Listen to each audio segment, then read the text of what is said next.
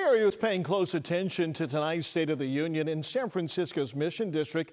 People piled into a watch party at Manny's to listen to the president's address. Amanda Harry was there to take it in with the community.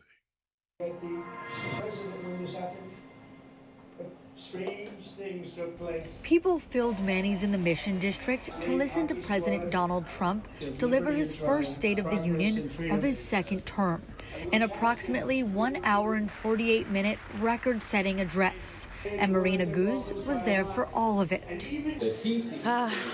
That's my reaction, I guess. She was hoping for a call for unity, but didn't hear one. I just felt it's what I expected. It's quite divisive. I was hoping it would be a little bit more trying to bring people together. Guz is not a U.S. citizen, but she spends time in the United States and knows the value of the country on the world stage. Honestly, I just want this country to do well. I'm not from here. I'm Ukrainian, live in Berlin. And what happens here has so many global repercussions. Trump began his address by touting the economy and saying the nation is winning more than ever before. He announced a war on fraud that'll be led by Vice President J.D. Vance. The goal is to prevent fraud in immigration, welfare, and federally funded programs. He said tech companies will produce their own energy to bring down electric costs. And his administration is working to bring down drug costs. But Guz doesn't know if she should believe it. Also, all the stats, I wished I had a live fact checker in my ear, because I don't even know if half of it is true or not. It's really hard to follow what is actually real, and that makes it really hard to understand, is this country going in the right direction or not? Donald Blaze had an unconventional way of watching the State of the Union.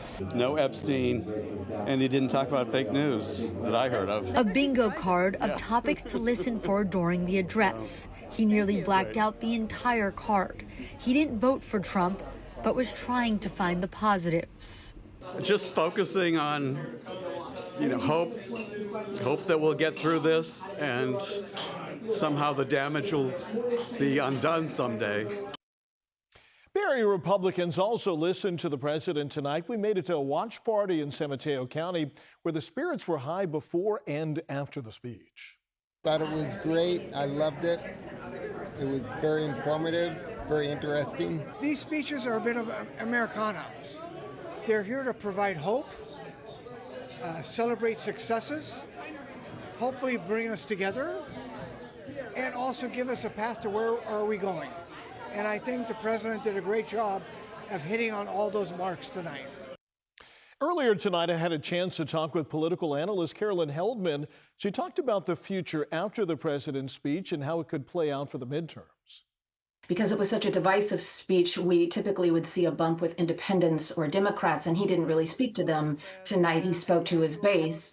But what we do see from this is a bump of about 0.2%, so a very slight bump on average for the past 50 years after a very successful State of the Union, and it typically dissipates pretty quickly. So that's a long way of saying this won't have any effect on the midterm elections, although I will argue that Trump could have reversed course on the economy by putting out a plan, but we didn't hear that plan tonight.